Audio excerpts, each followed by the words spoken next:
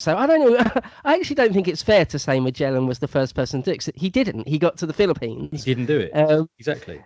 Yeah, but And Drake he was killed certainly it the first. in one of those. Yeah, yeah. Well, he was the first of anybody to captain a ship all the way around the world. Yeah. So Magellan got 3/4 of the way and then copped it. So it wasn't him; it was his master or whatever who took it back. So some of the men, and when they got back, they were in an absolutely appalling state. How many of them got? So they set off with. I don't know the story of Magellan's voyage. Yeah. I think They that had they set off with dozens and dozens and dozens, and I think like 17, 16, 17, 18 guys. yeah, Ended up. it's like a dozen. Yeah, came back. Yeah, yeah, 20. Yeah, I mean that's they barely made it. Barely made it. But what happened since then is that the Spanish had gradually colonized Chile and Peru, and so there were vessels and the Philippines.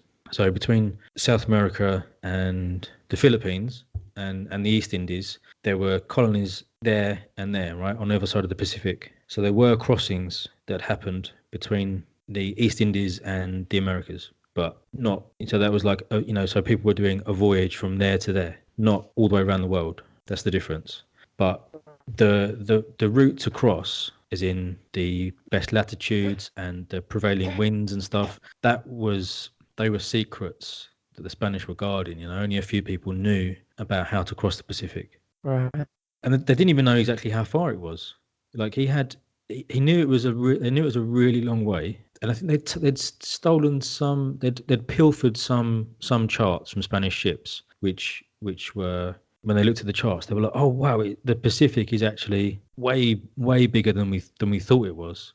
Now we look at the Spanish charts, and actually, then when they sailed it, it was even bigger than that. It was even wider than the Spanish charts and directions said. But yeah, so they decided, well, Drake decided that was what he was going to do. He set out to cross the Pacific, and it took him 68 days, completely out of sight of land, sailing across. Wow. 68 days across the Pacific, and then they landed in one of those islands, they're tiny little islands across the Pacific that you never heard of before. There's loads of those little tiny places, like these little archipelagos.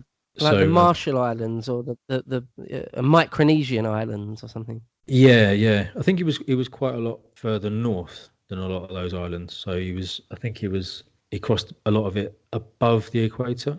But yeah, he landed, what was it called? Probably one of the Carolinian archipelago, it says. And if so, he was probably the European discoverer of those islands. Oh yeah, and I think they attacked it. Oh yeah, there was a conflict here. So when they landed, they came to these islands, and the natives came swarming out on their dugout canoes, like you've seen in all the movies and stuff, come paddling out to the bay, trying to trade and stuff, and just friendly and waving and all the rest of it. And then what happened was they started, when all the natives come aboard the ships, they started aboard the Golden Hind, they started just grabbing all of the sailors' possessions and just nicking stuff. And the English were like, no, you can't just take, like, we don't have communal stuff here. Like, you can't just help yourself to our stuff.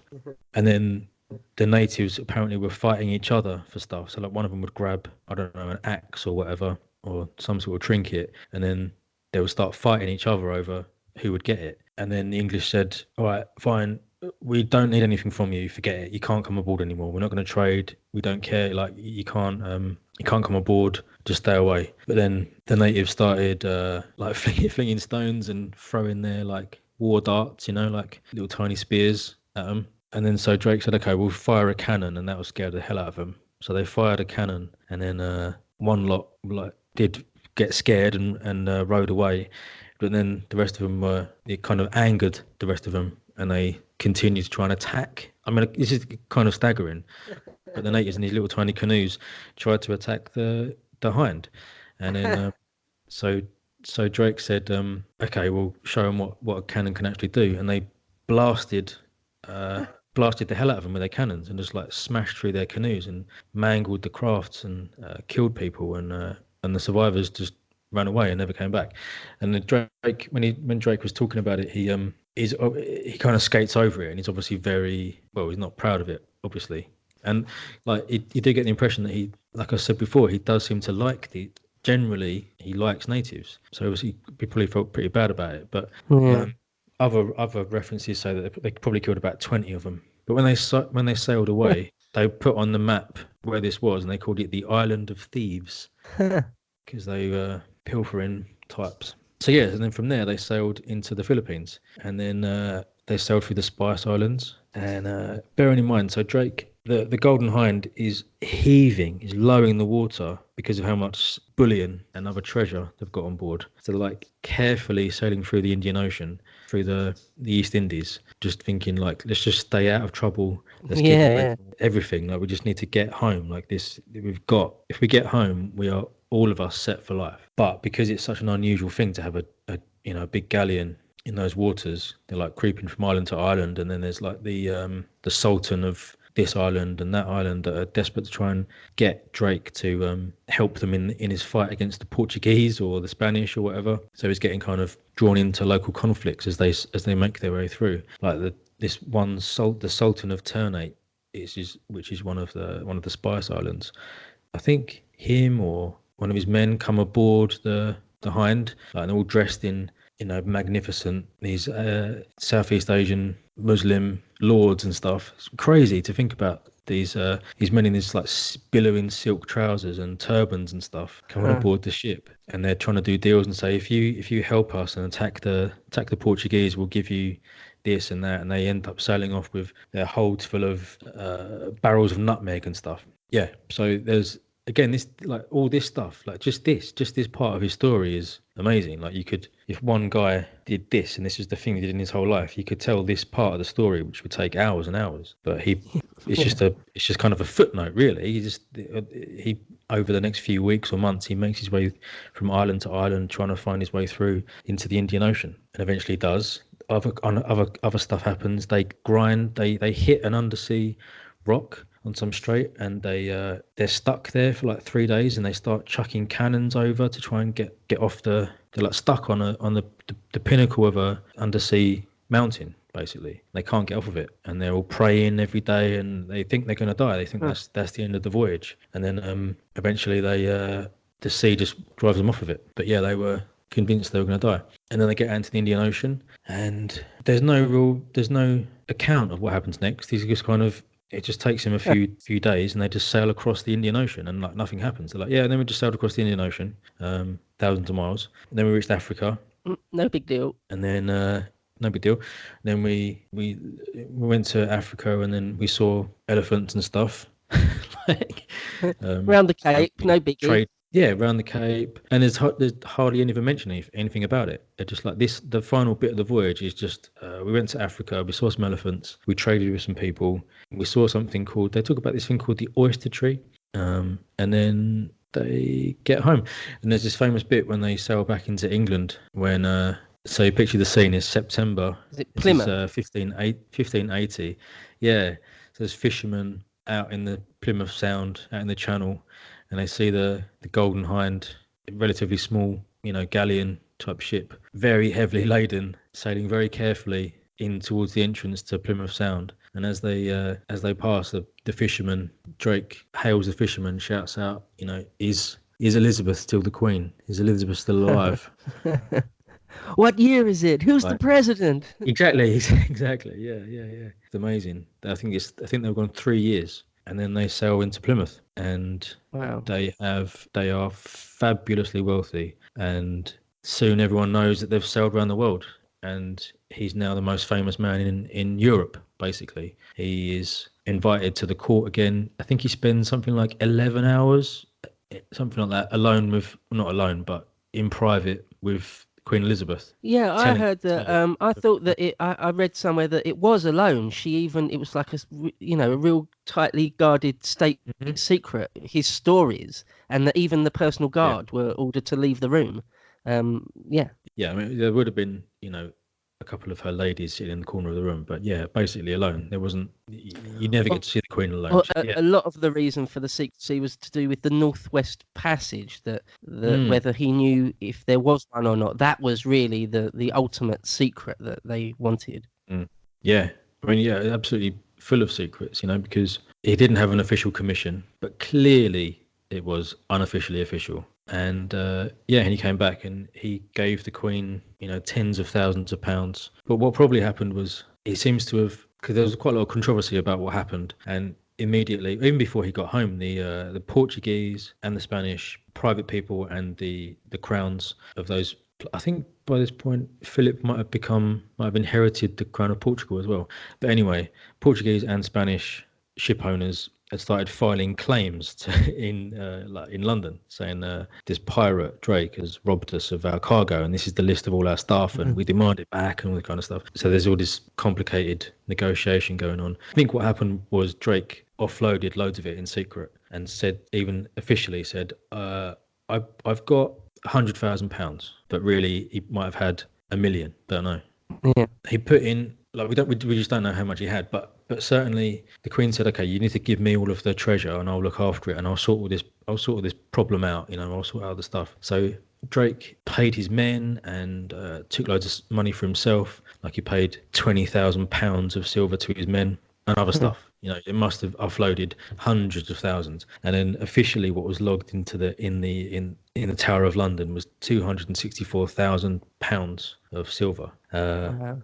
So there's all different sums estimated, but someone says £600,000. The Crown's annual revenue of that time was probably about £250,000 sterling, right? So one of the estimates put Drake's haul for that particular voyage as £600,000. So at least twice as much as the annual revenue of the whole kingdom of England. But it was probably even more than that. But whatever it was a staggering amount of money stolen from the Spanish, basically. So with that, the amount of money he took, all of the piracy, like he took dozens and dozens of ships. He took giant treasure ships. He attacked dozens of ports at will. He evaded capture. He sailed all the way around the world. He befriended and made a treaty with the Sultan of one of the Spice Islands. And he came back and the whole of Europe was talking about Drake. He's the most famous man in Europe, basically. Fated for his incredible achievements. And again, thinking about the fact that he's the son of a yeoman from Devon. And he's done all this himself, by his own skill and daring and all the rest of it. No one gave him like the 5'4" kid from from Kent. Yeah, with the thick accent that he never lost. Amazing, absolutely amazing. So once he returns after this circumnavigation, one of the very first circumnavigations of the globe ever, that's two things he's done now. One was the first time he returned from the Americas with a ship full of treasure, and he's done it again, throwing in a circumnavigation of the globe at the same time. So that's sort of two things that in one lifetime that he's not done. No, he's not done. No, so it's about a few months later, maybe 6 months later, is when he is knighted on the Golden Hind. It's funny because the Golden Hind, the ship, is knackered. Obviously, it's totally done in.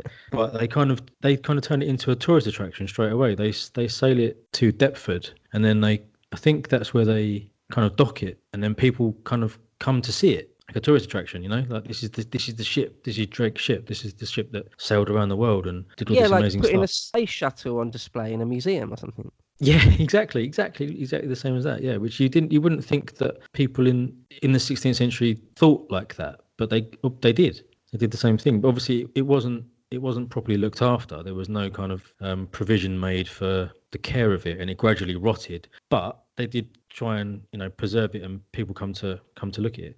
So and then Drake was knighted on the deck by the French ambassador. So again, thinking about this guy is now a knight, and not many people were knighted in those days, in the Tudor period, and Elizabeth especially. They were no longer knighting people left, right, and centre. So it was a big deal for him to be knighted, and it was one of his proudest moments, if not his proudest moment, to be knighted. The Queen was there.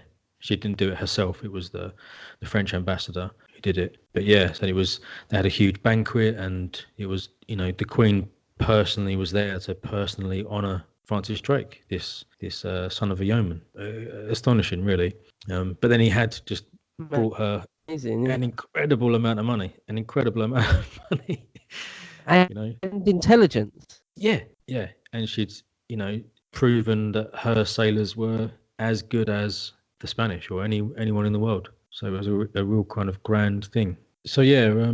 But the war with Spain starts heating up more and more. unavoidably, doesn't it? Yeah, absolutely. So there's kind of at this point, it's almost no matter what the kind of peace parties in both kingdoms are trying to do. In some senses, it is kind of inevitable. The two kind of biggest kids on the block are now destined to duke it out to see which of them is gonna still be standing, which is crazy, really, because the English were nothing really compared to the Spanish. Like the power of Spain was incredible, and to really even be thinking of open conflict is was a bit crazy. Well, wasn't her policy deliberately one of, well, not engaging as much as possible? Trying to keep the Mm. war, trying to prevent the war from going hot, Just delay and delay and yeah, delay. just Yeah. ultimately delaying. Yeah. Mm.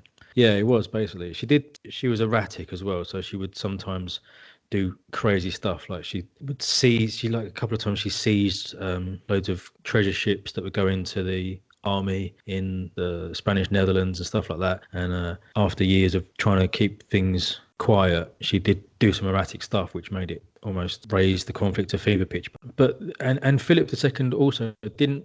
He was really hesitant about launching an invasion. He had serious reservations, basically, in practical terms, about how it would work and whether it was even worth it. Like, is it even worth the expense and the trouble of one of the things that a lot of people were saying was that at least a third, and some people said two-thirds of the English were still secretly Catholic. And if there was an attack on England by Catholic forces, these English Catholics would rebel against Elizabeth. And that Philip received loads of intelligence saying stuff like this, and he was hesitant about believing it as well. But loads of the Jesuit priests and stuff, and loads of his intelligence network were saying there'll be an uprising as soon as we attack. There'll be an uprising and they'll be overthrown, and then England will become a Catholic country. So that was a big driving force Mm. for the Spanish and for Philip specifically. And then gradually they knew they obviously had to invade by sea because of the channel.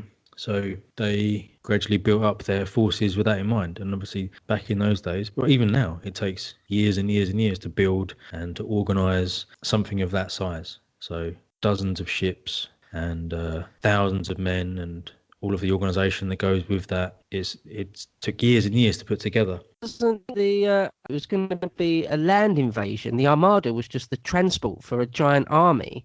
It wasn't just meant to be just a big naval engagement. They were going to sail up the Thames and, land thousands, tens of thousands of Spanish soldiers in the middle of London and take it that way. Was that not the idea, I think? Yeah, definitely. So Cheeky the bastard. rebellion of the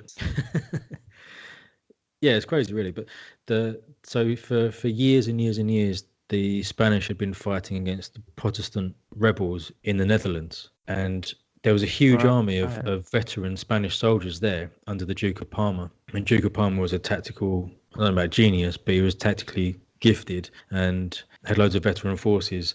And it was pretty much accepted if he could get that army into England. The English didn't have any army didn't have an army. They had militia, and it was chaotic, and it wasn't even trying to be professional. It didn't have a hope, basically.